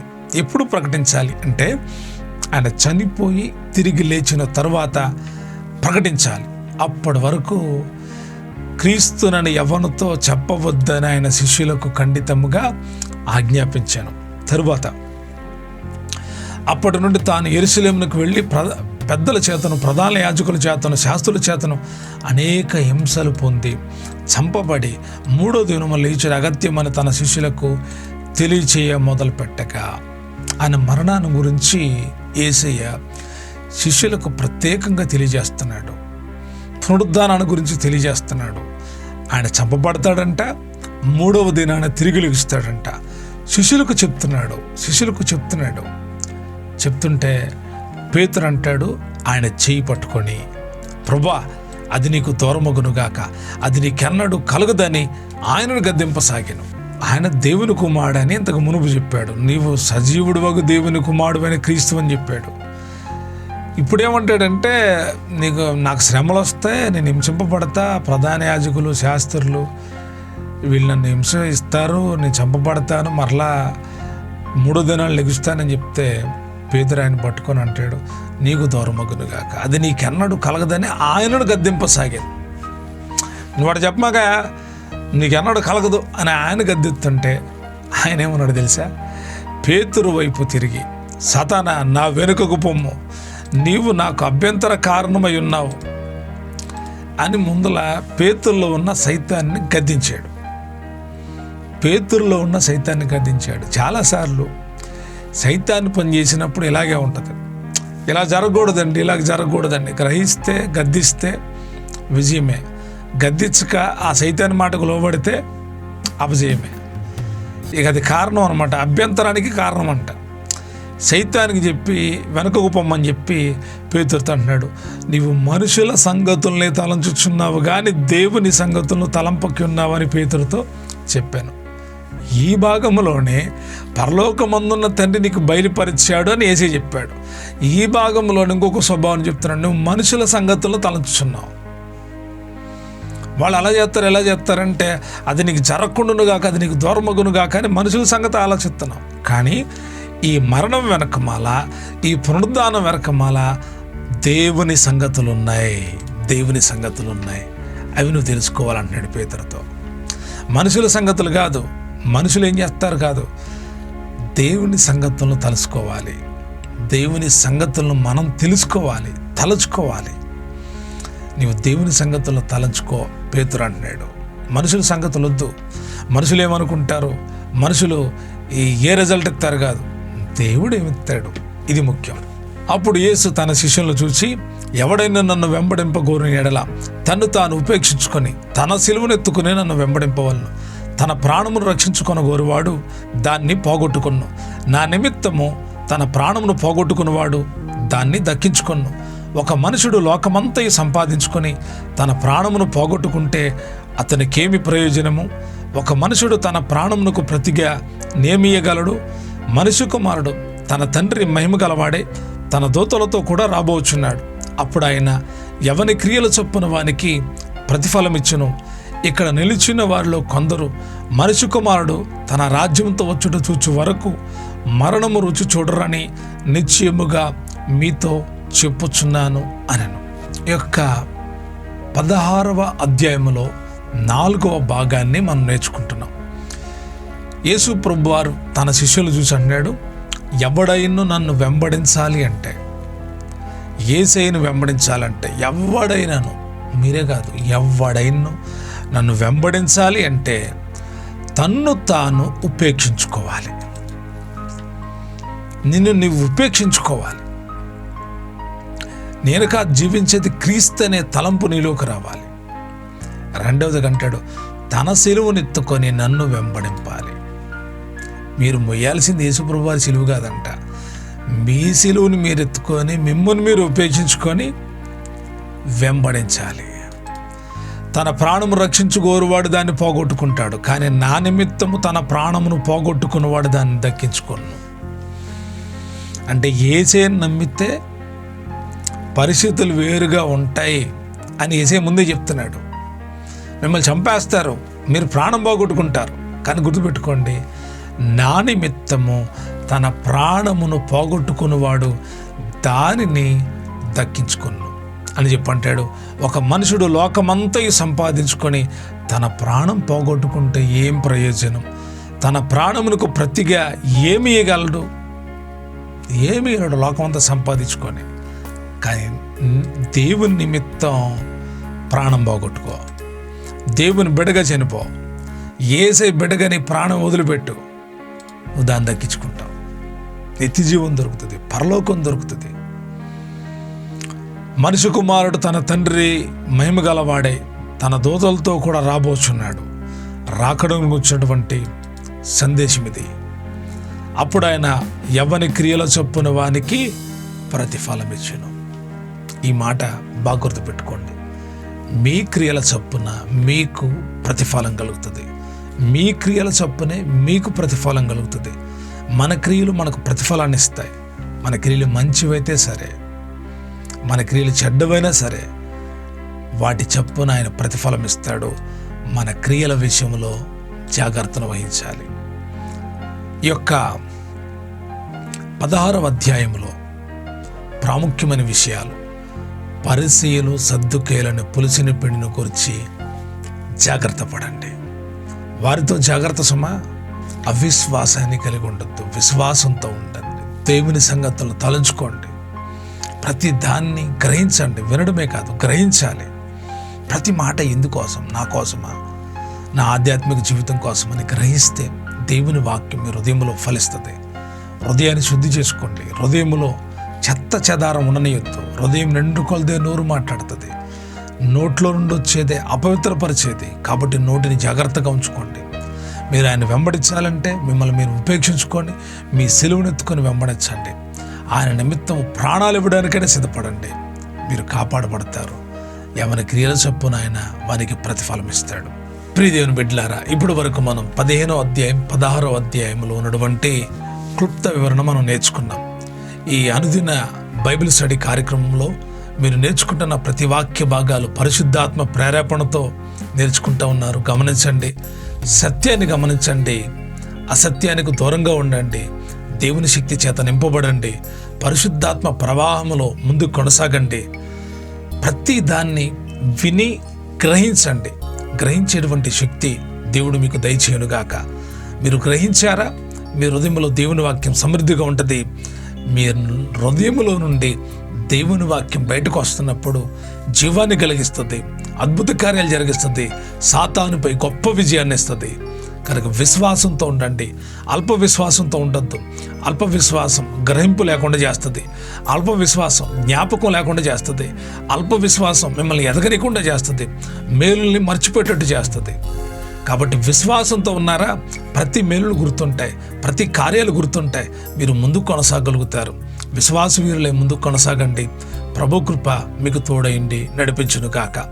రేపటి దినపు అధ్యయనం కొరకు ప్రార్థనాపూర్వకంగా సిద్ధపడండి. ఈ దినపు ఈ వాక్య భాగాల ద్వారా దేవుడు మిమ్మల్ని బలపరిచి వర్ధిల్ల చేయును కాక. Thank you. God bless you.